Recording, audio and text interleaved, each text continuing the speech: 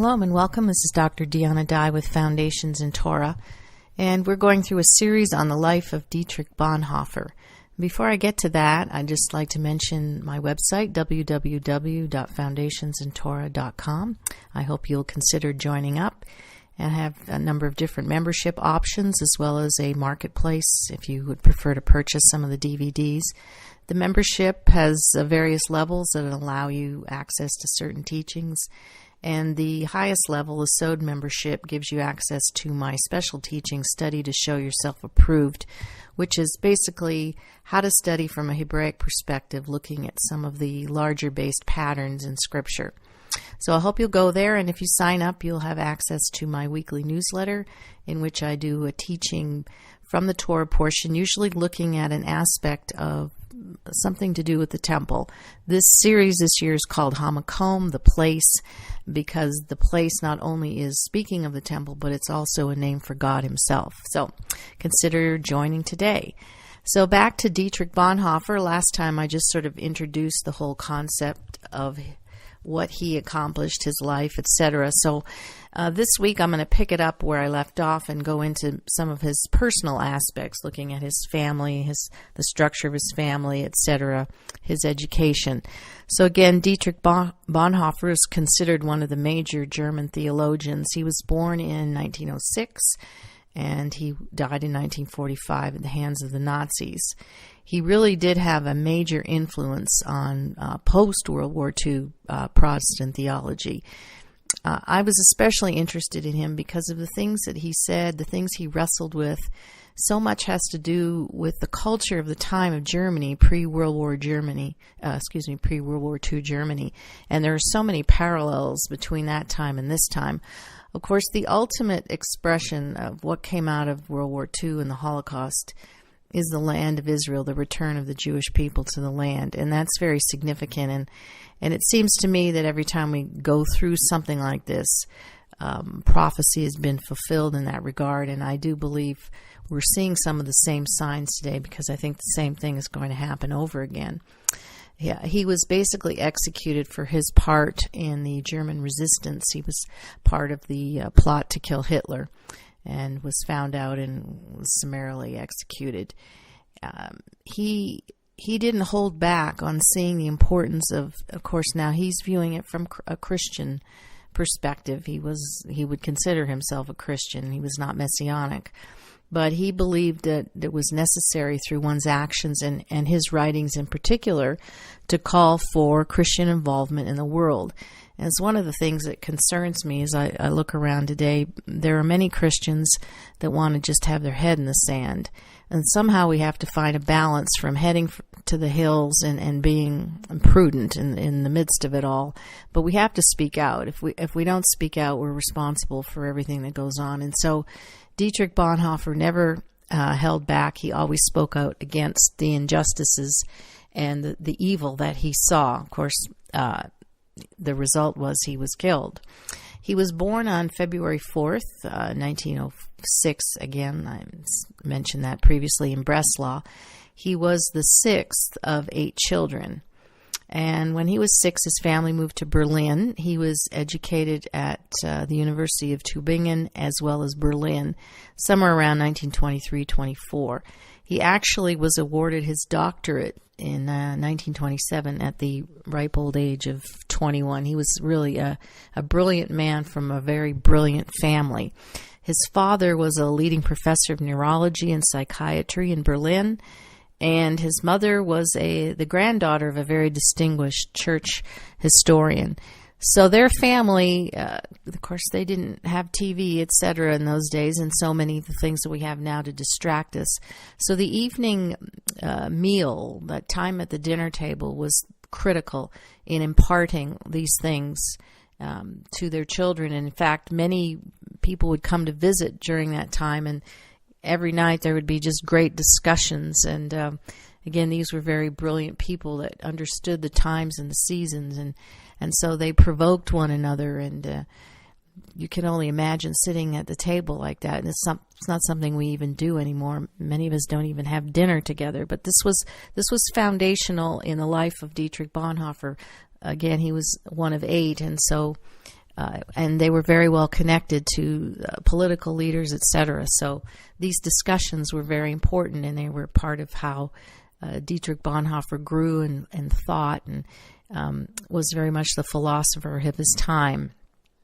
His doctoral dissertation was called The Communion of Saints, and basically introduces some of the emphasis that he has.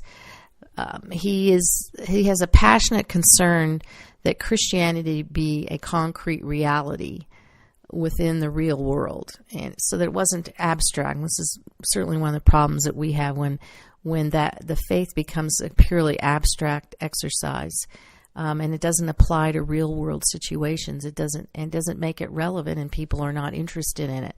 So he recognized that, and of course he was a theologian, and that's how he viewed things. And he saw his theology as, he would of course describe it as being Christ-centered. We would say centered on Yeshua the Messiah. But that was key for him.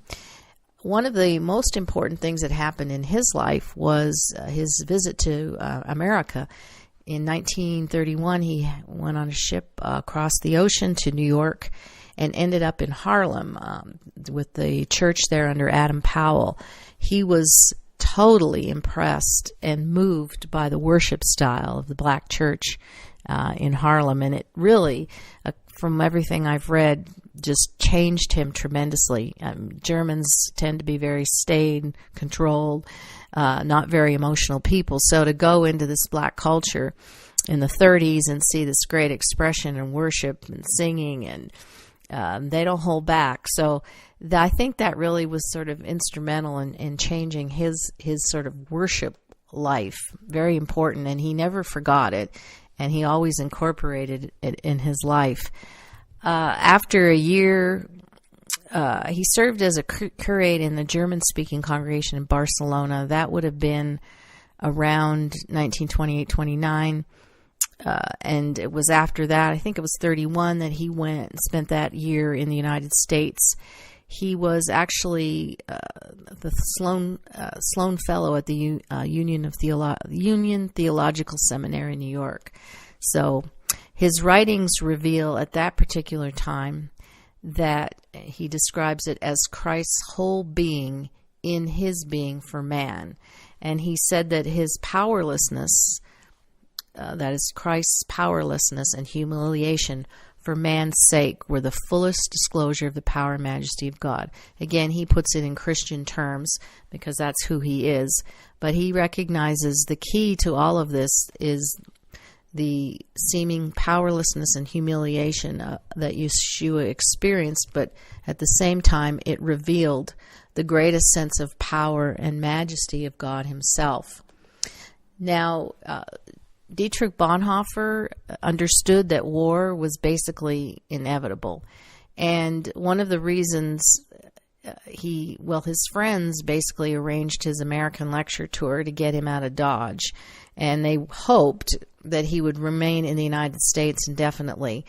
But after just 6 weeks in New York, he basically decided to return back to Germany because it was his desire basically to suffer along with his people, that he couldn't reconcile living in America, enjoying all the fruits of America and being free, and watching his own people suffer to the level that they were suffering. So in understanding being a part of Christ's sufferings, he wanted to join himself with his own people and suffer in that way, and certainly be productive in it. It wasn't just moaning and groaning and suffering, but he found a way to serve the people of Germany and to fight the power of the Nazis. He became a member of the German resistance movement when he moved back to Germany. And he realized, and he wrestled, and there was much soul-searching in his life, that only by working for Germany's defeat could he help save his country. So that's kind of an amazing place to get to. He recognized that the entire Nazi regime was going to have to be overthrown. Germany defeated in World War II, and that was the only way that his country could be saved and delivered from those oppressive powers. And it was from approximately 1940 to through 43 that Bonhoeffer worked on a study just on Christian ethics, which is certainly something we could use today. And he understood, he wanted to be grounded in the sense of who the biblical Messiah was. And that would somehow bring a unity between God and the world. So that was key to him. He was probably one of the first German Protestants, really, to see the demonic implications of Nazism. He was a visionary and a prophet, really, and he could see far into the future, and he understood the implications of what the Nazis were doing even before they secured power. And so after Hitler came to power in 1933, Bonhoeffer helped organize what was called the Pastors' Emergency League. And this was an important organization, not that large, but it became the nucleus of what was to be the Confessing Church. And the Confessing Church was the church that separated itself from the mainline Lutheran Church and basically was filled with anti-Nazi German Protestants, basically. So he ended up being... it was important what he did in that regard to separate this church out. Although it really didn't seem to have a lot of power in the culture, it was an important place for people to stand up against the Nazis as a community.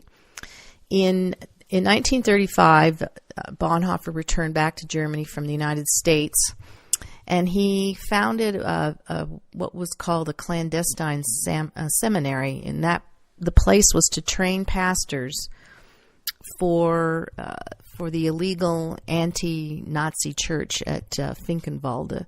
That was the place that it was located, and that was really sort of the mainstream of what he was doing. He continued on with this work of training these pastors until about 1937. Even though the Gestapo regularly harassed this group, they would come in and do all kinds of things. But the seminary was quite different, I think, from what we understand as seminaries here in the U.S. And it was basically a living, breathing reality as a Christian community. And one of the things that he emphasized was his close relationships with the students. He really poured himself out personally into the lives of those students. He really gave up everything for those students for that period of time. It was out of this period in this place called Finkenwalde that he wrote the book, The Cost of Discipleship, which was really probably one of the most groundbreaking books and probably well worth reading again. And it was a clarion call for active obedience to Christ, to the Messiah, all based on the Sermon on the Mount. Unfortunately, today, some have taken that book and applied it to sort of social liberation theology and looked at him as sort of some left-wing Christian theology kind of guy, and really nothing could be further from the truth. And that's a really groundbreaking book and probably needs to be reread at this time.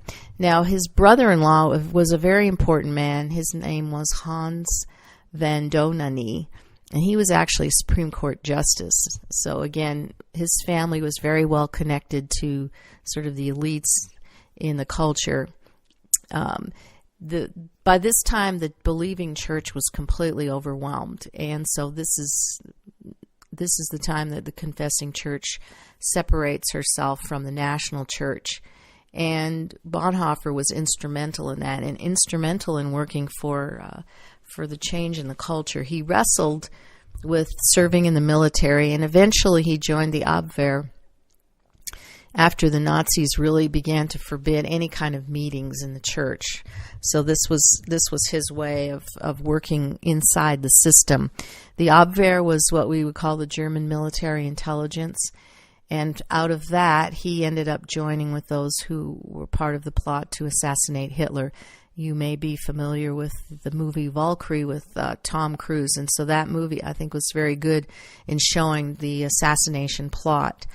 So his brother-in-law obviously is, as a Supreme Court justice, is working inside the government, and he joins, Bonhoeffer joins forces with him in order to help British intelligence. And so, of course, they're getting documents and information out to the British in the hopes that they'll understand, the British will, that inside of Germany is a resistance group. They're legitimate, they're real, and they're working to overthrow the Nazis and again assassinate Hitler. Around 1943, Bonhoeffer became engaged to a young woman named Marie van Wedemeyer, who was actually a longtime acquaintance of him and his family. That was in January, and unfortunately in April of that year he was arrested. And it was while he was incarcerated that he wrote something called the Letters and Papers from Prison, which I think came out in about 1951. And so the fruit of that was really based on his relationship with Maria. It was after that he was moved to the Buchenwald SS barrack, where he was held for a period of time.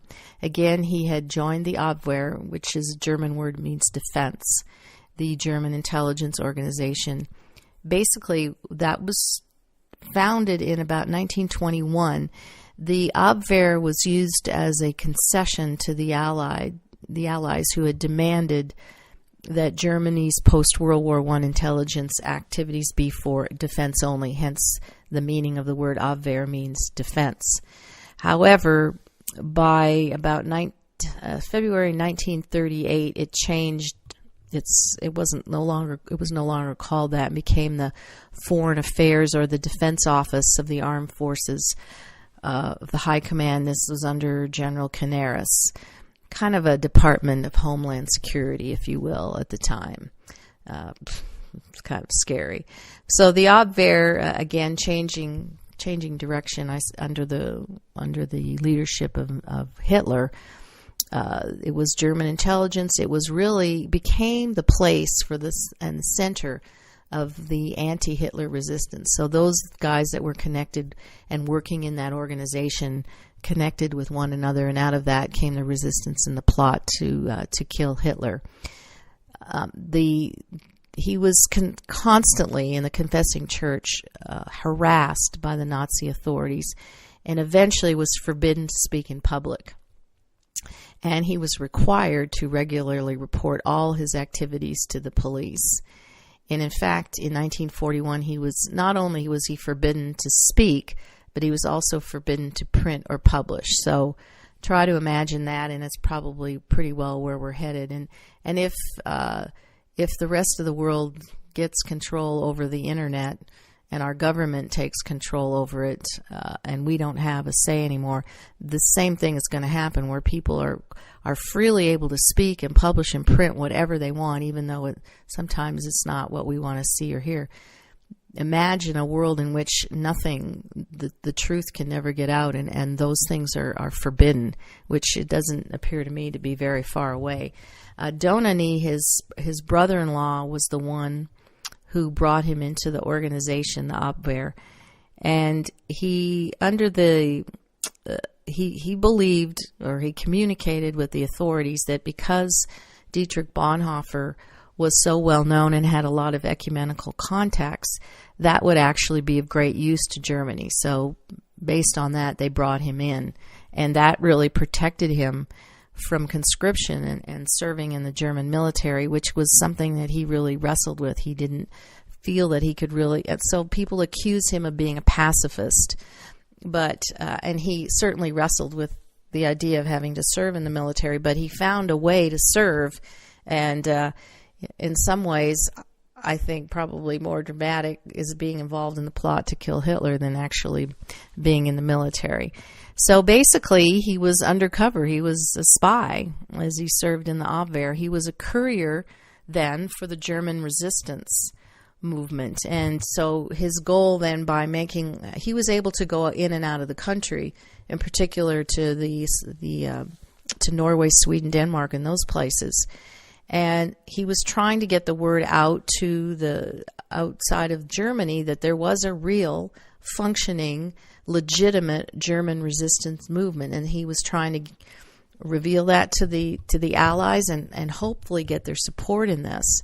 And so he used his ecumenical contacts abroad, of which he had many, to get this information out, as well as begin the process of securing peace terms with the Allies for the time of a post-Hitler government. So he's already anticipating this and moving in that direction.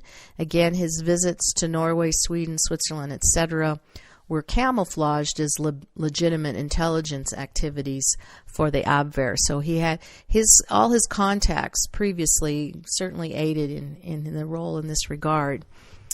I mentioned his parents early on. Their house was, of course, as he grew up, that was the dinner table. That was the place where he learned and he grew, and he had opportunities to meet very important people, certainly the movers and shakers and thinkers of the time in Germany. But the parents' house also became the meeting point for the resistance. And so that's the place where they would meet and contacts would be made, etc., etc.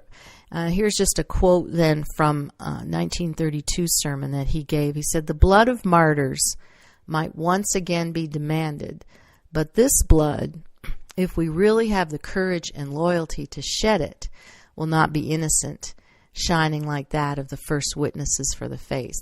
So he understood that what he was doing, as he wrestled with certainly killing Hitler, the idea of taking blood, but in this case he didn't feel that he was innocent in doing it. However, it was something that had to be done for the sake of all humanity at the time.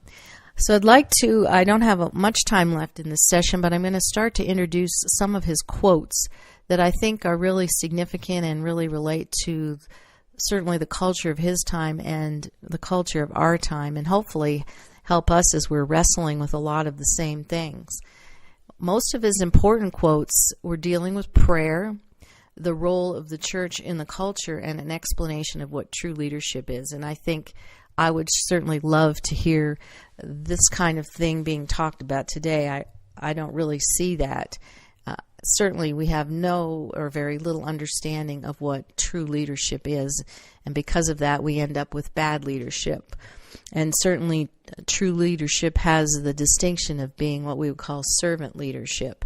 But I think few of us really have a clear understanding of what that means.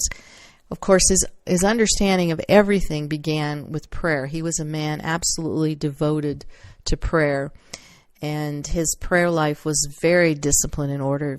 I think one of the things I think about the German people are a people that seemingly are very disciplined, and certainly that was the case with Bonhoeffer. He had an awful lot to say about the culture of the time, and he had a lot to say about the role of the church in the culture. And again, I think it behooves us to go back and reread some of these things, because I think it's going to be very important to us now as we see these days, certainly a lack of leadership and a lack of understanding of the role of the church in the sort of secular culture. And in a lot of ways the church has just simply hidden itself, and it doesn't seem to have the role in the culture that would make a difference, that would change things. It's just sort of retreated. At least that's my impression of it. He describes modern secularization. So the secular world that we're experiencing is nothing new here. They certainly saw that in the rise of pre-World War II Germany. Modern secularization, as he described it, as the world's coming of age from the earlier religious and metaphysical dependencies into an autonomous ways of understanding and coping with life.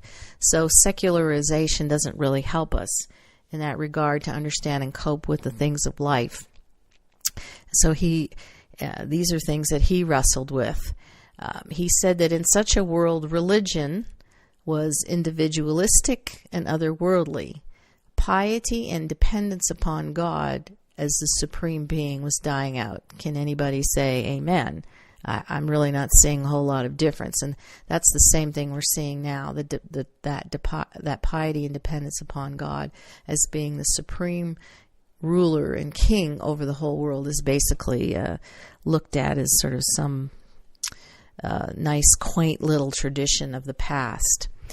So, anyways, we'll pick it up. We'll end it here and pick it up next time, and we'll go into more discussion and some of the quotes Bonhoeffer in the political struggle, because I think that's a lot of what we're thinking about today, is how do we deal with the political struggle we're in, and what's the perspective, and how do we perceive that. So join me next time. Thank you. Shalom.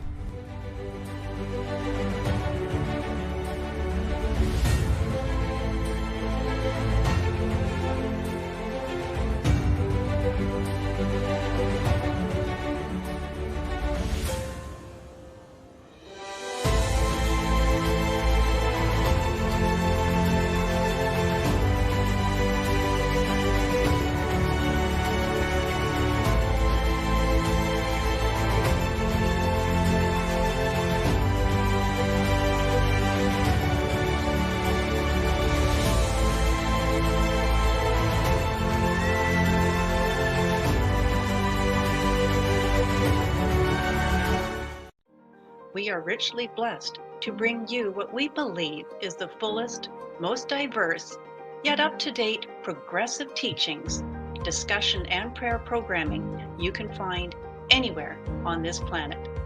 Be sure to take the tour of the MessianicLambRadio.com website. I'm Susan Hoogie, thanking you for joining us on the Messianic Lamb Video Network.